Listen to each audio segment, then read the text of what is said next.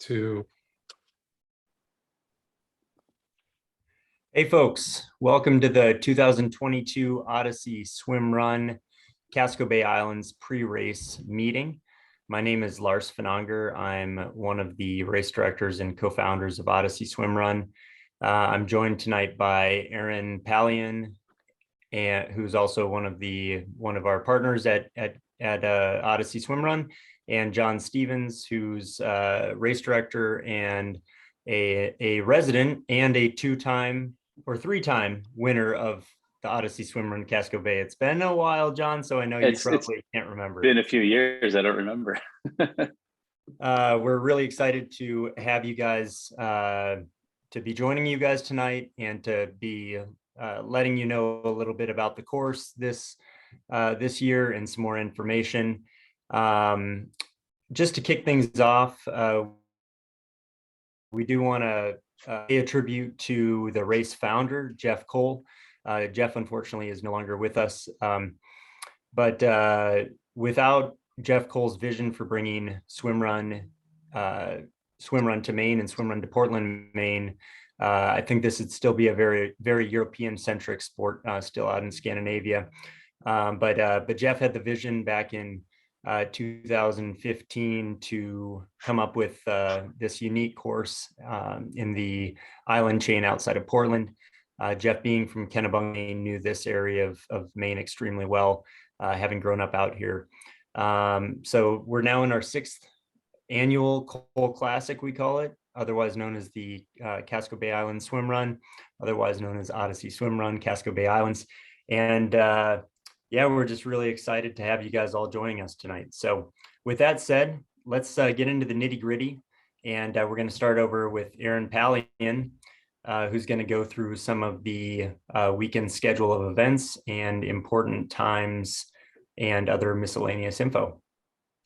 All right, thanks, Lars. Yeah, we're excited to have you guys join us. Just a couple weeks here, a little bit less than that. And so we just want to go over this. I'm going to share my screen here with you guys so you can see it. I'm pretty sure most of you have gone over the entire website a million times. More excited people are, the more they read this stuff, hopefully. But just starting at the top, going down here. As Lars said, it was established in 2016. The swims are all in the bay, saltwater, obviously. And the runs are a mix of trails and roads and sand, rock, scrambling, all kinds of stuff.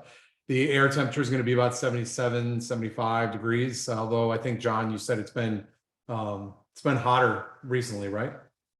Yeah, it's going to be, I mean, you don't know what you're going to get. It could be 85, could be 75, could be rainy and high 60s.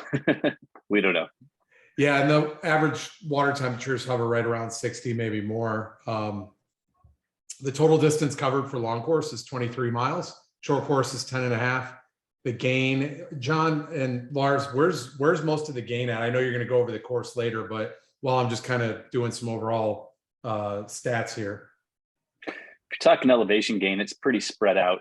There's no one really big hill or one really big climb. The centers of these islands tend to be a little bit higher, and then obviously you've got the coast at sea level, and so it's a little bit of rolling and a little bit of short little punchy ups here and there, but that's about it.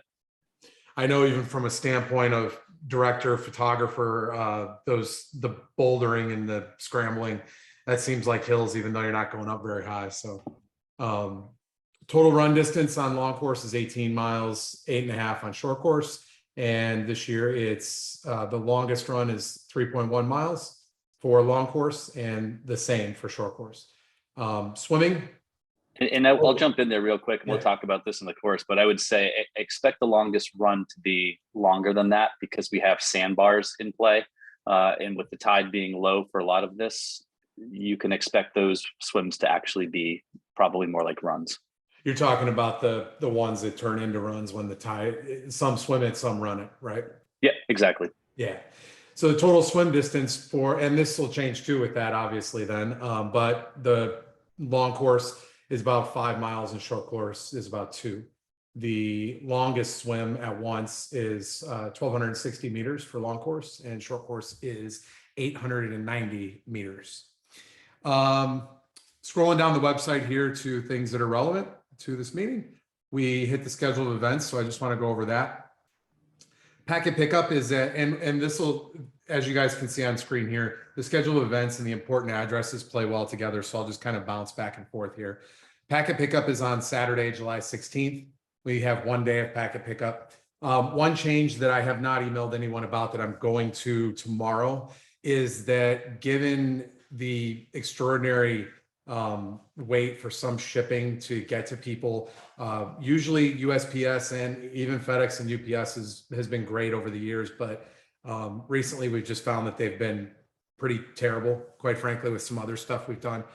So we're just going to bring everything with us to Maine, and those of you that paid for your packet to be mailed to you, that will transfer to race morning packet pickup.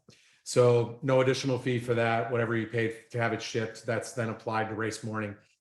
Most of you or all of you would have had to pick something up anyway because we don't ship the timing chips. So we're just going to have your packet ready, and you come up, tell us your name, and we'll give you your packet, and everything will be in there. So super easy and convenient. And we just want to make sure we don't have any problems with the shipping. So that's why we're doing that. I'll talk just a little bit more about those packets on race morning that are going out. But let's get to the normal packet pickup. Those of you that did not sign up to have your packet shipped to you, you have to pick your packet up on Saturday, the 16th. Packet pickup will be at Omain Studios, and that's in Portland. The address is down here. We had that last year for those of you that joined us last year. That was a great location, first year there, so we're returning there. Super convenient. So from 1 to 4 is packet pickup. We would like it, if you're short course, for you to show up from 1 to 2 p.m. Specifically for your packet, long course 2 to 3. And then anyone that can't make their specific time or is running late, you guys can come from 3 to 4. And then if you have any specific questions that are centered around maybe something like this briefing, but we didn't hit on something, try to ask those questions between 3 and 4 when most of the packets are handed out. But of course, if you want to ask a quick question when you're there on those other times, you're okay doing that. And we'll probably have somebody like maybe Lars or John, maybe Brent, wandering around kind of just talking to people so they can answer your questions too throughout that time. Yeah, Aaron, and if I can just interrupt Yeah. quickly. So last year, I think it worked really, really well. It was very casual. We had shirts on that could identify us as staff, and it worked really well to just be able to pop in and ask questions, as groups were forming. If I remember right, we didn't actually have a dedicated 3 to 4, Q&A time period, and so if you're coming to pick up your packet at 2, I don't think you need to stay there for 2 hours to wait to ask your questions. Just, pull one of us off to the side, or better yet, if we can grab, a dozen people or so and kind of have the same conversation to one group of people, that works really well.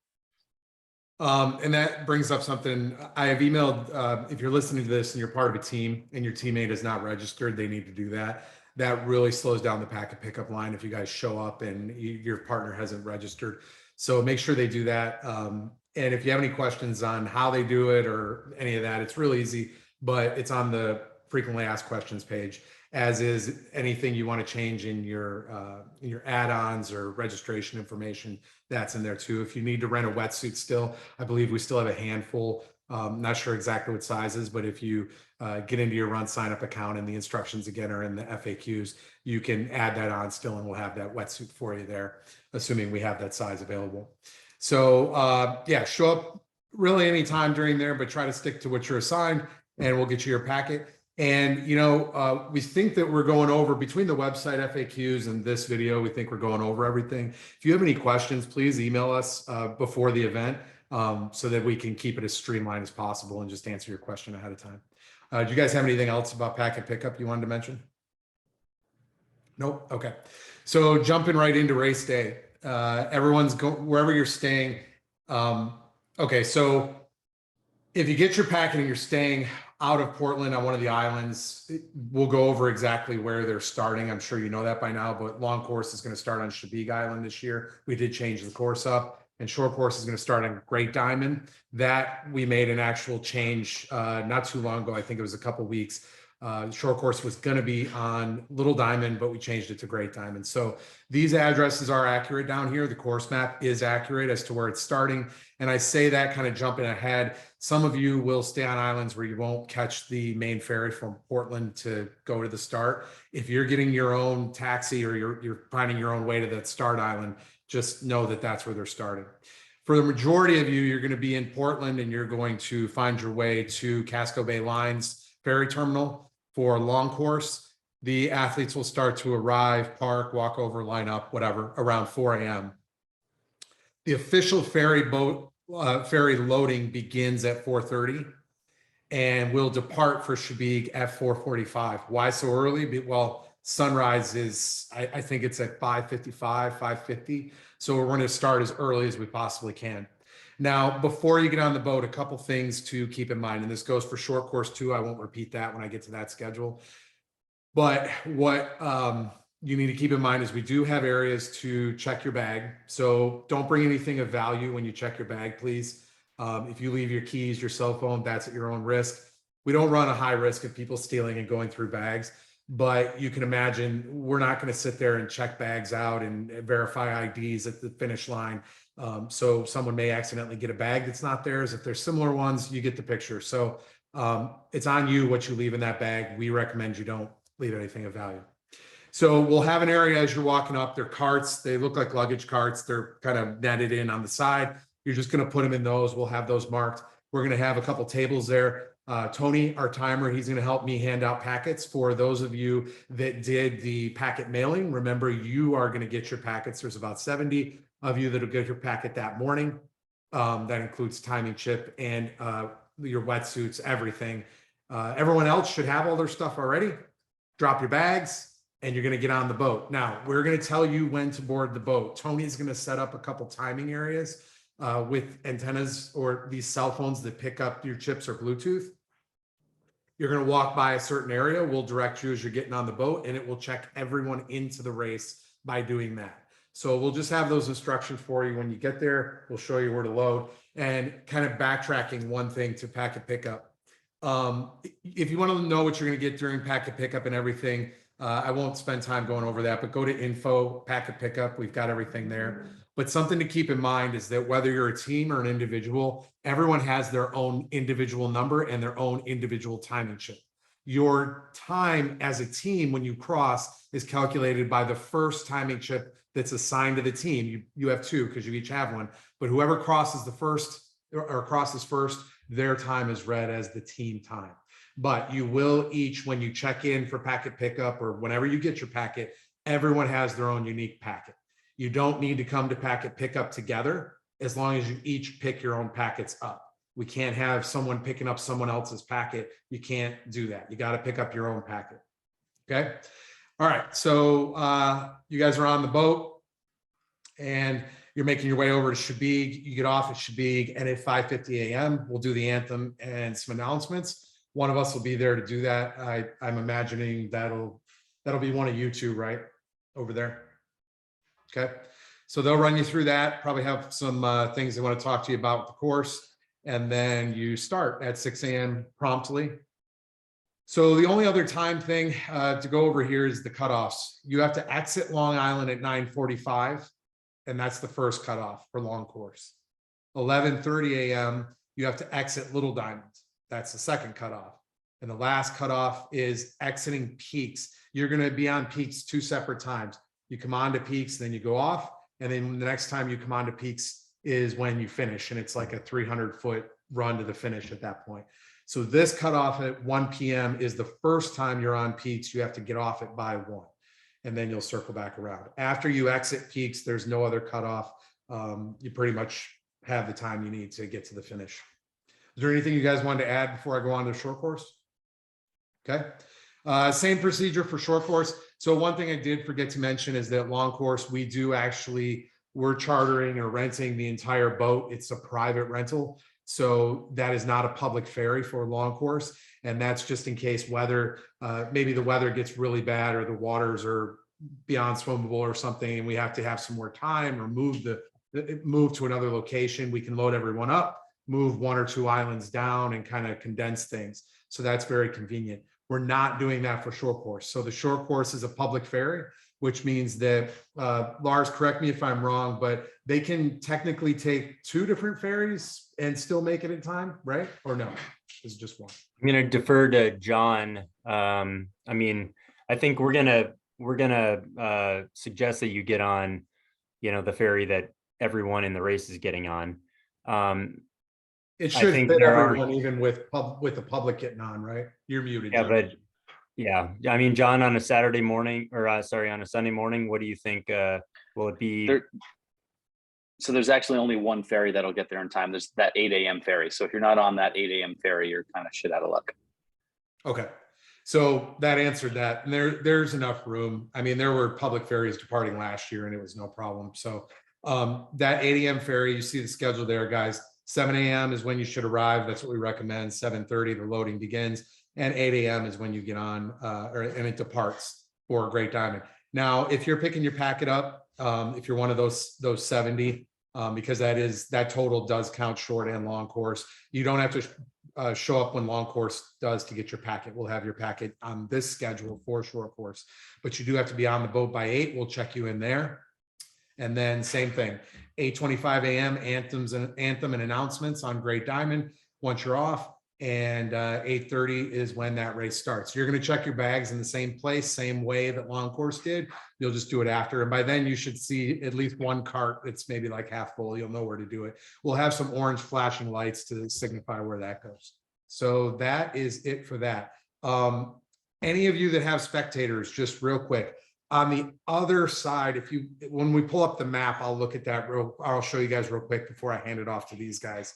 It shows where what's the name of that boat again? I'm sorry, Lars, what's the name of the cat, the spectator boat is the Casco Bay cat. That's right across from, but you have to walk kind of in a U shape around the docks to get to it.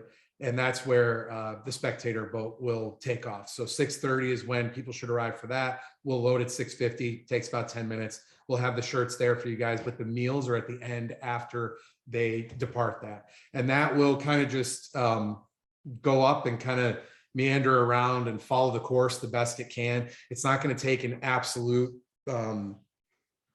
defined course. It's going to kind of be up to the captain and how things are going. And our volunteer that's on there kind of helping out. It may or may not stop at some islands and let you guys off. It's going to kind of just be their call. And then it'll make its way down to Peaks and unload by 11 o'clock. And that's where you guys can see the finish, hang out, or the spectators can, and they can get their meals there as well. You'll see Lois and just let her know and you can get a meal.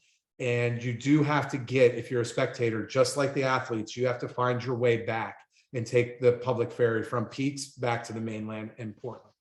Okay. And for those of you who did the race only last year, or say in the last 2 or 3 years, well, I guess when it was that long, it wasn't the case. But last year, we brought the ferry to the Chebeek Boatyard. This at Peaks, the ferry is very, very close to the finish line. So it is within a short walking distance, maybe 2 to 3 minutes to walk from the finish line to the Peaks ferry. And Lars and John, it runs all the time, right? On the hour, I think. Yeah, pretty much hourly. Okay. It's also going to be, plan accordingly. It's going to be a Sunday in the summer in Maine, and there's going to be lines for that ferry going back to Portland. So just keep that in mind as you plan your day. Okay. So we went over, I believe, all of this stuff. Yeah, all these locations here. But if you click on any of these map buttons, it'll pull up Google Maps and show you exactly where this stuff is at. All of these are also on the map we're going to go over in here in just a minute. Just some miscellaneous info real quick before we jump into the map. Pre-race athlete briefing. We do not have those in person. We did away with those a couple of years ago. These recorded meetings work well, along with all the information on the website. Ferry tickets. That is something I forgot to mention. We do give those out to you at the docks when we're, handing out packets, checking everyone in, talking to you guys. We're going to hand out all the ferry tickets. It worked great last year. We just walk around, tear one off, and give it to you guys.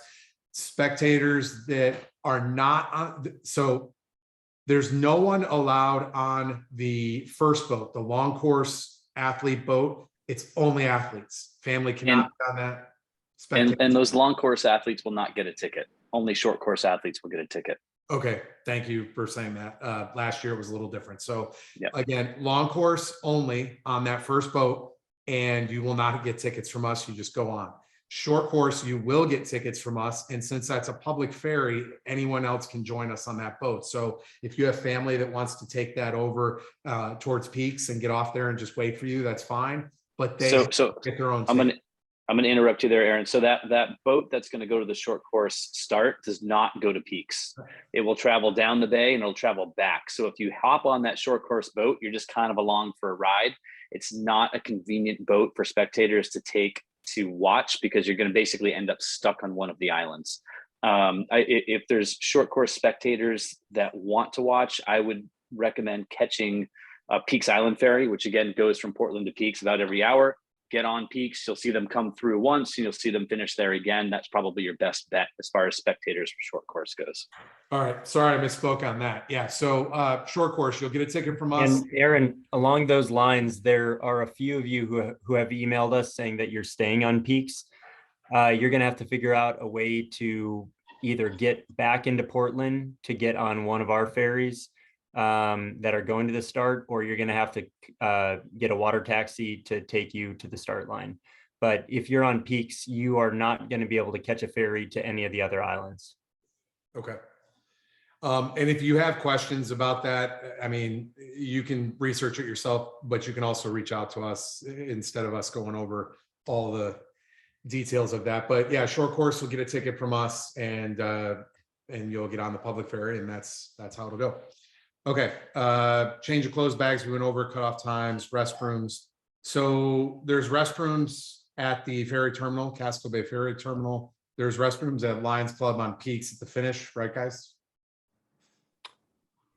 Yeah, there's Yes. Portos there. There's also some public bathrooms, some public restrooms that are closer to the ferry terminal. Okay. Are there restrooms on the ferry itself? There are, but I wouldn't count on those. Use your hotel room, use your house, wherever you are, as your first line of defense. And then second, inside the ferry terminal before you go. It's just not smart to count on that the ferry being your only option. Okay, and then we get the question of, is there restrooms at either of the start lines as well? Not at the start lines. There are not restrooms at the starts. Okay. Hydration and nutrition. You guys will go over and show them where all the stops are, but in general, we have a water cooler, and we have a water cooler with pH electrolytes in there, precision hydration. Those do not contain carbs or any kind of sugar or anything. So to supplement that, we have precision hydration gels at every stop. And then at certain stops, we'll have some snacks and actual real food as well. But that is not at every stop. Lars, are we thinking maybe 2 stops having like Real food? Real food? Yeah.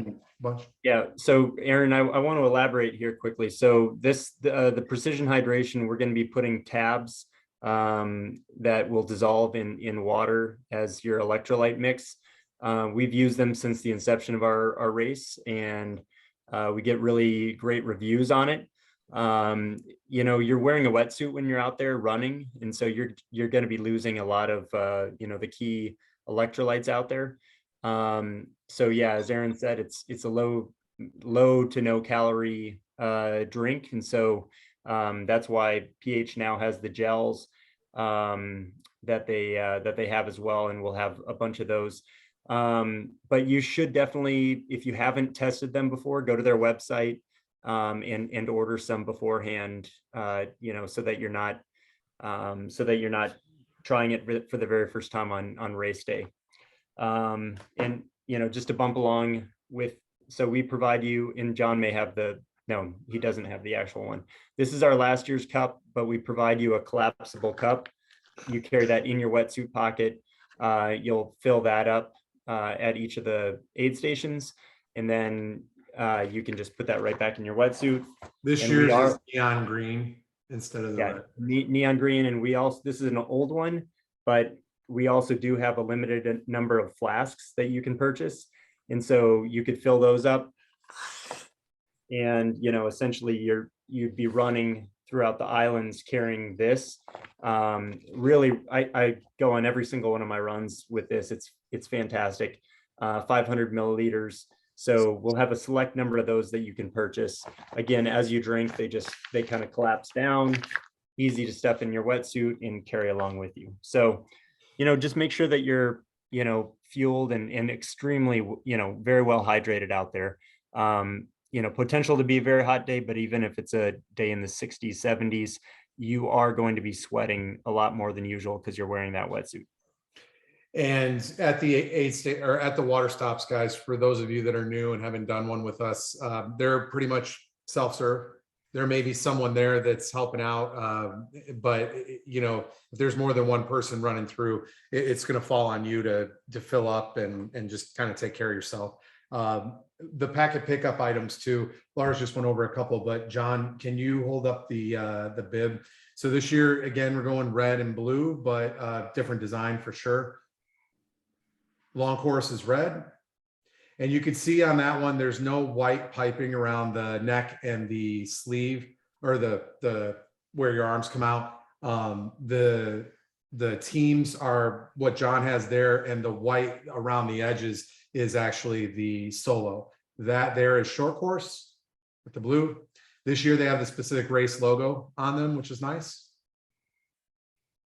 Okay, and then you'll also get your timing chip, either a packet pickup or those of you that are getting it that morning.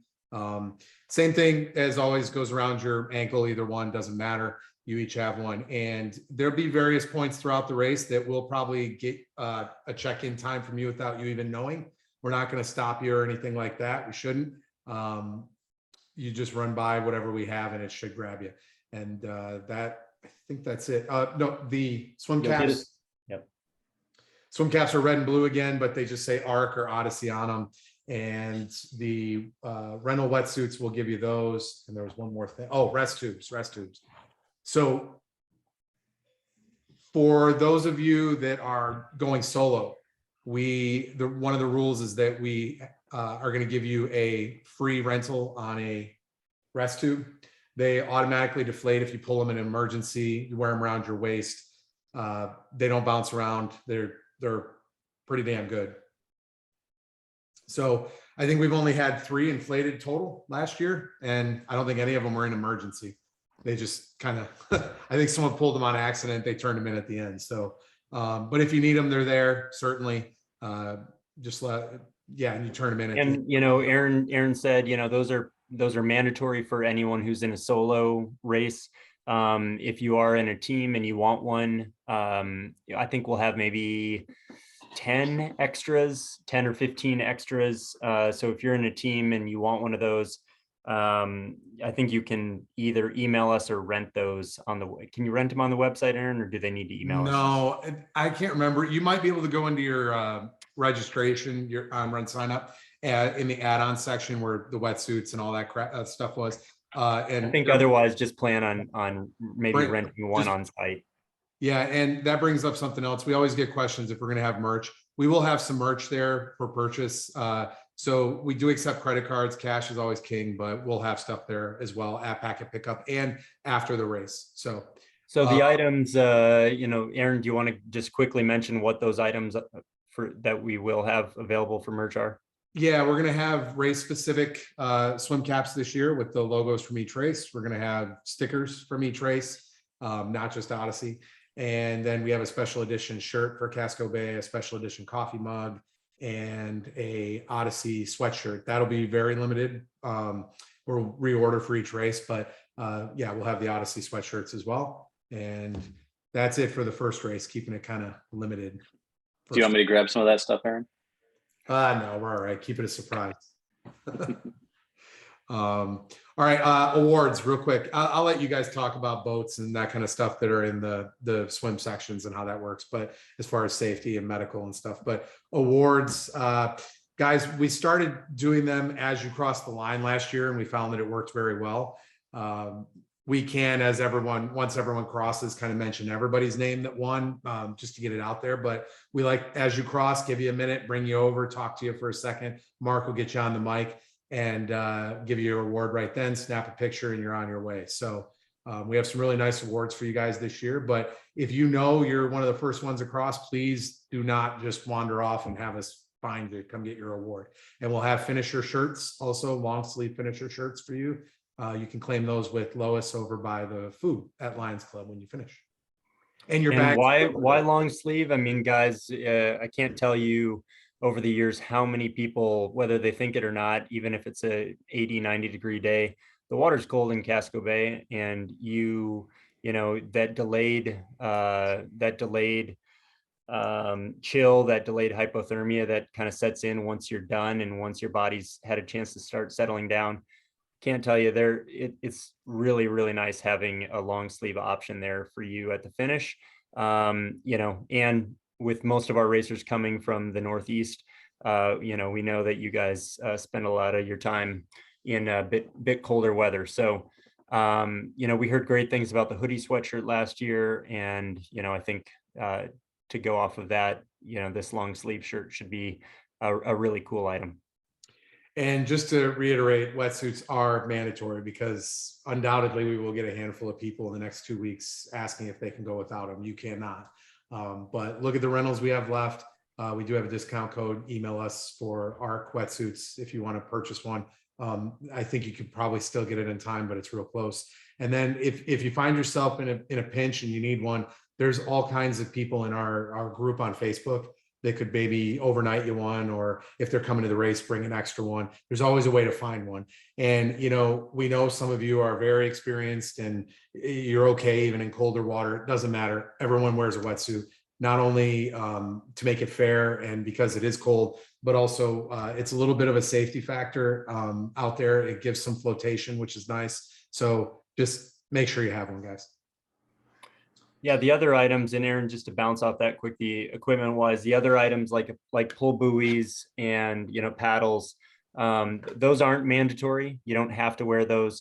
Those are really just part of the kit because, you know, everything serves a purpose. You know, for most people that would help to offset, you know, swimming with your shoes, you know, pulling yourself through the water with your shoes. So, you know, the rest of the kit is pretty,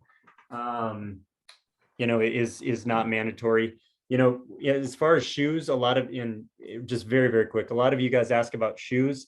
So a lightweight trail shoe that has a really, you know, like this VJ shoe has a rock plate on the bottom. That's really nice, especially on this Casco Bay course where you're going over a lot of slick rock, but just something with this really grippy rubber that that gets rid of water very, very quickly. So you're not just slogging with wet shoes. You know, we found that really is the best way to go. So a lightweight trail shoe, something like the VJ, the Hoka, you know, almost every company now has a lightweight trail shoe. And just a couple more things there. The tether, one person on the team is required to carry a tether. I don't think, to my best knowledge, even before I came along, you guys have never instituted like emergency weather use of a tether or anything. I mean, knock on wood, we've been very fortunate so far with weather patterns. We did have to delay the start of the very first year due to fog, but you know, knock on wood, without that instance, we've never had to implement the mandatory tether. But I mean, you look at any race that's happening around the world now, and if tethers are now part of the strategy that every team uses to keep one another together. So you know, a tether is actually something that is a massive advantage to the team, not just a safety requirement. Well, and that kind of goes with the second thing I was going to say here is that last year we really had to make it a point to say, if you're not wearing a tether and you are swimming as a team, if you get out and you're too far away from your person, then that's breaking the rules. You are to stay together during the swim and the run. If you find yourself getting out on shore and you aren't near your swimmer, you wait there for him, obviously. But Lars, you want to talk about that at all? Yeah, I mean, we don't like putting this onus on our volunteers who are standing at the swim exits to determine, but we each need to be patrolling one another. You got to stick together out there in the water. It's for safety, but also it's the ethos of this kind of racing. This is a team event for the most part, except for those in the solo category. Your teammate is that rest tube. But we even suggest that you band together with another solo racer or another team to stick with if you can. But the idea of this is to do the race together. And but yeah, if it's very difficult to be swimming and to constantly be looking over your shoulder to try to identify, is that other red cap right behind you, is that your teammate? They can't just easily pop their head up and say, hey, Billy, it's me, Sam, or whatever it is. So that tether, you're connected to one another, that's your teammate. So it saves both team members a massive headache if you figure out in advance, to who's going to lead the swims, how to use that tether. All right, you guys want to go into the map now? Yeah, and I'm going to pass this puppy over to John. He obviously John living on Little Diamond Island and is the most, and like we said, we're going to call him 3-time winner of the race. I think he is a 3-time winner. But I think it was 4, Lars. I'm not going to brag. I think it was 4. Okay. Yeah. Well, we were sick of you. All the other people were sick of you winning, so we got you onto the race directing squad. Take it away, John. Tell us about the course. Let me interject real quick here and just show them. This is right here on the map. You can see that there is, it's marked where you're going to load. And when I said the spectator boat was around the other side, it's directly across from it. It's called Fogs, Foggs. Yep. And it's on here, Fogs Water Taxi. So athletes here, spectators here. And if you want to see where Packet Pickup is, it's not that far away from where you'll be loading the boats over here at Omain Studios. And that is all. So you tell me how you're going to go along on this map and I'll move it for you and zoom in and out. Well, we'll start on the long course. Let's start with the start of long course, and I'll move through this pretty quickly. I don't think we need to dive into it too much. There's a lot of information out there if you want some really in-depth coverage of the course. I did a podcast with the Low Tide Boys, and there's been some course previews done in the past. We'll kind of run through it quickly here. I don't think we need to spend too much time on it, but the long course is going back to year 1 start, which is right on the ferry dock there of Chandler's Cove. And, we want to be respectful of these islands. And I'm going to say this both for the long course and the short course. We're going to unload those ferries onto the pier, and we're going to need people to kind of hang out there. You're not going to have this opportunity to kind of warm up too much or run or move around. We're going to be pretty confined to that area before the start. So don't plan on being able to run off into the woods to take a pee or anything like that. Be kind of ready to get off the boat and go. And so long course is going to start right here in Chandler's Cove. It's going to be a short run. What is that first run, Aaron? I think it's like, what, 3/4 of a mile? 1 mile. 1 mile. And you basically, we're going to hit you on the head real quick. You've got a little bit of sand running. This should be familiar to anyone that's done the long course or the short course last year. Short swim, and then we're going to make our way again on a nice little rock scramble and beach run over towards the boatyard where we actually finished last year, and then a trail run, road run here through Chabig. And John, really quick, I'm going to interject just because I think you're. Look, these maps are going to change. Always change between the time we do this and when we actually get our boots on the ground. This has us on roads, but John worked out a really nice trail route through the island last year with our partner on the island. Odds are, the likelihood is that we're going to use those trails again, but we put this map on the road just you're going to be following our trail markings out there, and so and I would bank on this. Bank on this being a trail for sure, and follow the markings. I mean, above all. And so, you're going to have this run, and mind you, you get through this first run, and then this is the kind of the one of the 2 sandbars we have on the course. The only one, short course has 1, long course will have 2. And so, Aaron, if you scroll down a little bit, we'll see swim 1 there is actually, given at the start time of this race, low tides at 8:30, starts at 6. That's going to be more of a run/wade for most people than it is going to be a swim. And that is where you're going to find some heavy currents coming across there as the tide is going out. So it's going to be pushing you from right to left, and especially as it gets a little bit more shallow. And if it's in that knee deep to waist deep, that's going to be a strong current coming across there. And you'll find, and you can even see it on the map, some areas where it's a little shallower and a little bit deeper. You're going to have to find your way across that as much as it'll be more of a wade probably than anything else, but I wouldn't count on that being a straight swim. Little Shabig, nice trail run. And then we'll go across again from the swim from Little Shabig to Long. We've done this swim many, many, many times. This has potential for some really big currents. Again, to be outgoing. So if you're swimming, it'll be pushing you from right to left, and you may need to aim pretty high on that. But that said, we're getting, a little bit closer to low tide. It shouldn't be as bad, but you can expect a pretty good current on that swim right there. Can I That puts interject us, for 1 second, Yep. real quick? Yep. So this year, Lars held up the pink tape. The yellow arrow signs are going to be, they're pink now. They're pink arrows to match the pink tape. So you guys know that anything pink out there, they don't really use that for construction or anything like that, or marking trees. So pink's all us. It'll look just like that arrow sign, but be pink. And the only other color out there would be, we redid our exit flags so that they are a true neon yellow. So they're much easier to see than that muted pink we had. So pink on land, and when you are in the water looking to get out, just look for that bright yellow surface of the sun, bright kind of flag out there, guys. cool. All right, back onto Long here, a little short road run into a trail run through the dark forest. This has been a part of the race every year, so this should be familiar to anyone that's done it before. Of course, we've done it in different directions, this time heading south, and that takes us down to what we call the Nubble. And it's going to be a rocky entrance. It's going to be tricky, so you're going to have to watch your step, particularly because the tide's going to be going out. And right in there, it could be a tricky entrance, so be careful with it. And then we've got this. This is kind of the first long swim of Long course. It's going to seem longer than it is, than it looks on the map.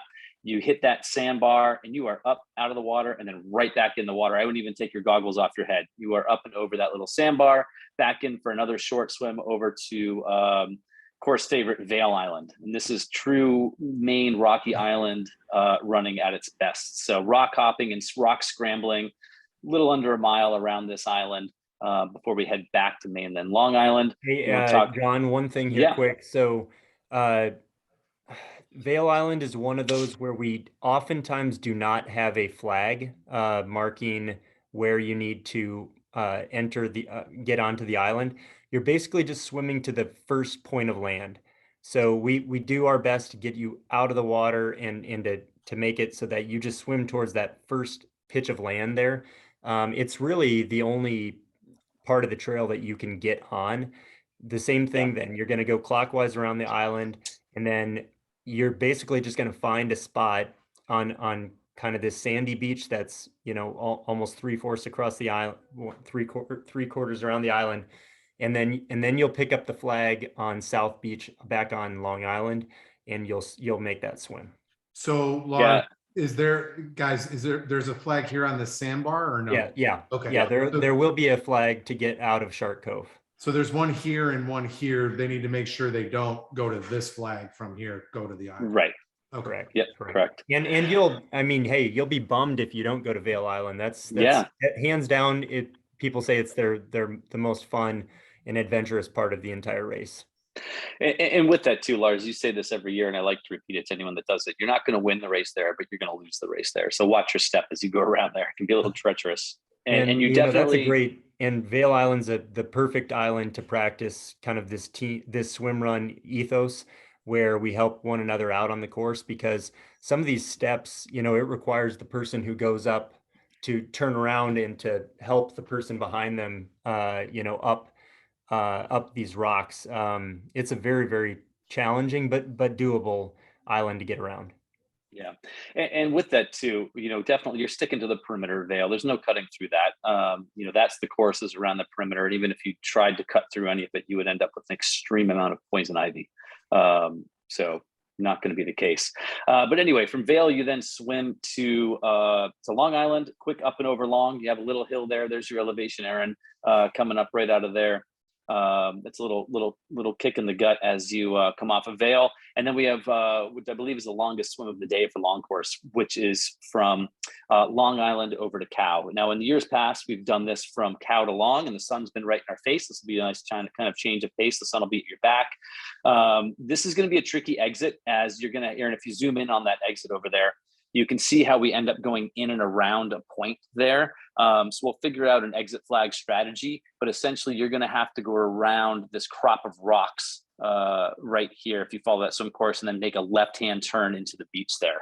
So we'll have that marked accordingly, but you'll have to make your way around this crop of rocks onto Cow. And Cow, again, I say this every year that we've used, is a super special place. It's a nonprofit kids organization, and they have summer camps there and overnight camps, day camps, and it's a pretty cool setup and pretty special that we get to run through this, zip lines and all kinds of stuff out and about. So it's a fun place to run through, and I don't think there'll be any kids on the island that day, but if you see anyone, be sure to give them a wave and say hi. Yeah, and if you do want maybe the best map of what Cow Island looks like, the organization is called Ripple Effect, and they were our charity partner of choice a couple of years ago. RIPPLEFFECT, and yeah, check them out, and they've got some great detailed maps of Cow. Yeah, you can really get an idea of where we're going through there. And then it's a pretty short swim over to Diamond Cove, which is the far side of Great Diamond there. And then coming ashore on Diamond Cove, and then we're kind of working through some dirt trails here. After we come up on a little sandy beach there, some dirt trails, or roads, I guess I'd call them, dirt roads through Diamond Cove and through onto Great Diamond. And this is where we kind of see the course change happen. And also we'll kind of now, Aaron, this tie into short course start. So we see that merge there of long course to short course. And so this is the course change. And now short course will be starting on the public pier for Great Diamond, which is highlighted right there in the purplish, we'll call it magenta. So short course, let's start with you guys. You're going to be getting off there. You're not going to be allowed to leave the dock. You're going to be restricted to the dock there, the pier. The race will start. You're going to make your way along those dirt roads. And then eventually you'll see right there where you meet up with the long course. Now we're all together and we make our way over towards Little Diamond. This will be a straight run. Low tide's at 8:30. This 100% is going to be a bone dry run for you across this. This is not going to be a swim at all.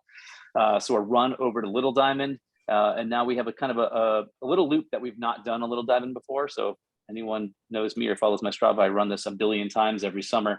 But you'll cut through the woods here on Little Diamond. Do a little loop. You'll turn by my house. If anyone really, really has to take a shit, you can ask my mom, but I'll leave that up to you.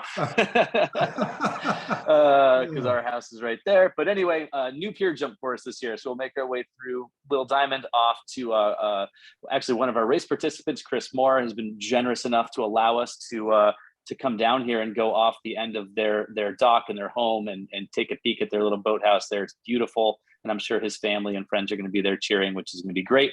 But again, low tide, and this is a pier jump. That's going to be about a 20-foot drop off the end of that pier, should you choose to do it.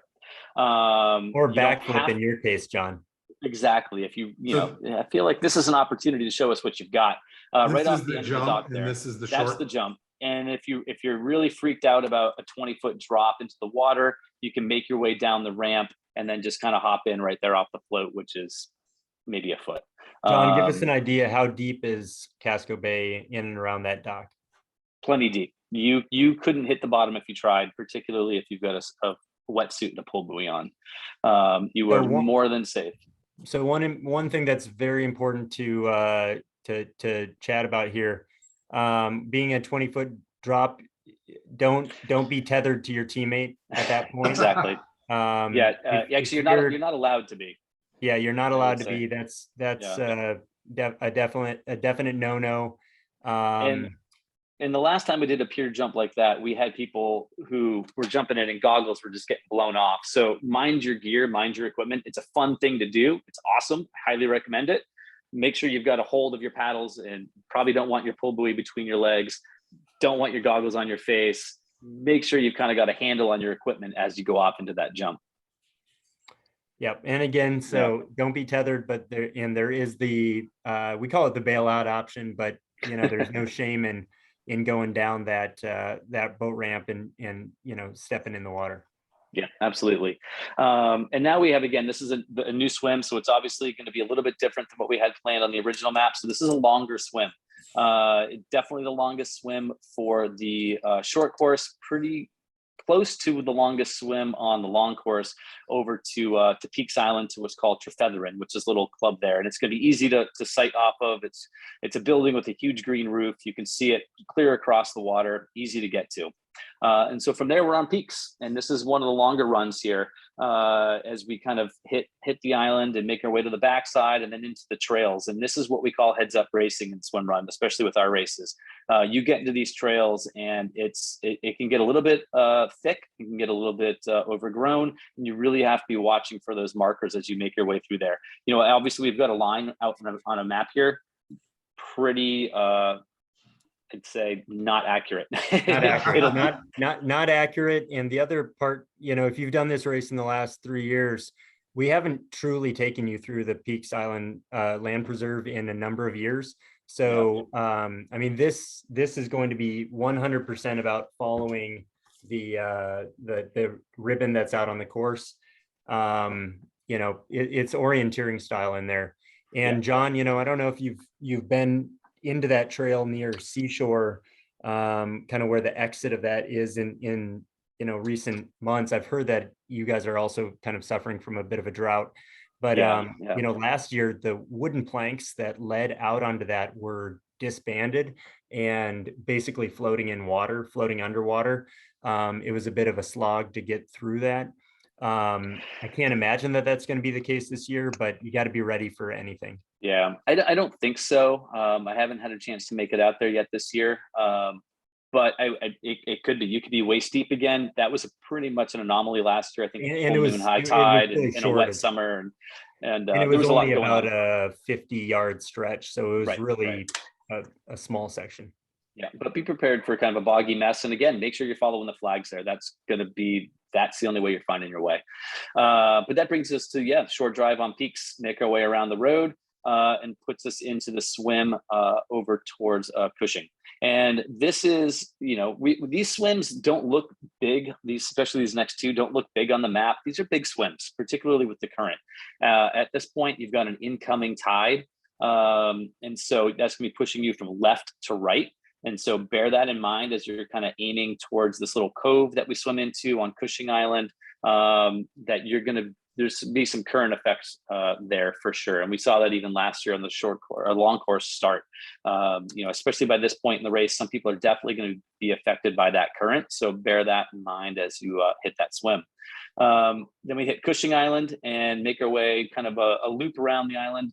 Aaron, I think you have it listed at 3 miles. I think it's probably closer to 2. I don't know if it really does that point down there that we have on the map on the far south end. John. Did we? Okay, fantastic. Cushing is a private island, and they just continue to offer more and more of the course to us. And so we pretty much run the entire perimeter of the island now. You know what, John, now that you're saying that, I think I know what you're talking about. Yeah, I think we do actually kind of follow that little whoop-de-doo road. Yeah. But we had there. a portion of the course last year that we had not previously seen, and it offers a beautiful view of the Portland headlight off to the left. It's incredible. It's a great. I mean, you're going through old forts through here. It's an amazing run. And again, you'll have a little bit of elevation gain partway through that run coming up from where the pier is there. But that's a fun run as well. And then again, another longer swim over to House Island as we make our way across. And you know, with that one, the current's going to be going a few different ways. You know, as I always say, if you're unsure of what's happening with the current, watch the buoys, take a look at a lobster buoy, a marker, something that's going to show you which way the water's moving, which way the current's moving. And given the tide, that could be a tricky exit. You know, if anyone remembers years past, some rock scramble over there to get out onto House Island. And House Island's a pretty cool spot. It's a little unique. It's kind of split into two. You'll exit onto what we kind of call the fort side, and run through this cool little development of yurts and cabins and huts that called Fortland that they've been building up. And you'll go right through the fort and right through the middle of that, kind of loop around through there, and then go over towards the house side of the island. And then that sets you up for your last swim of the day, which is that swim straight over to Peaks. And again, that's going to seem longer than you want it to for the last swim, but that's always the case. And you want something that's going to seem longer than it should, there's that last run as well. So once you hit the beach on Peaks, it's kind of straight up this hill, some kind of wonky wooden don't even know if I'd call them stairs. I'd call them steppers that make their way up to the grass, and you'll run through the grass here of the Lions Club right to the finish line. So that's kind of the quick and dirty on the course. Yeah, and once again, like we just changed the course 2 or 3 times during this call, we're gonna change the course. It's what we always do. There's no way of knowing until we actually get our feet on the ground out there to see what's underwater, what's not. So we give you the best estimation with that map. So something to train off of, but it's as Jeff Cole said the very first year of this race, this is not triathlon. This is part of what makes swim run so incredible is there's a bit of flexibility in there. All right. Anything else, guys? No, that's it. We really appreciate you guys, having that adventurous spirit to test out swim run. This is the first of our 4 races this year, followed a month later by Mackinac Island in Michigan between the lower and upper peninsula.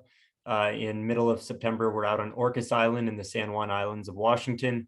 And then we finish our year in Austin, Texas, just outside of Austin at Pace Bend Park. And so, if you're planning to come to one of those events as well, we're really excited to have you. If you know of a friend who you think might want to try out swim run, definitely tell them as well. So we just really appreciate you, coming to race with us. These are, we have a blast putting these on, and we love the fact that despite throwing the kitchen sink at you with these races, that you all have smiles at the finish line. So thank you guys. Yeah. Thanks. We'll see you guys soon.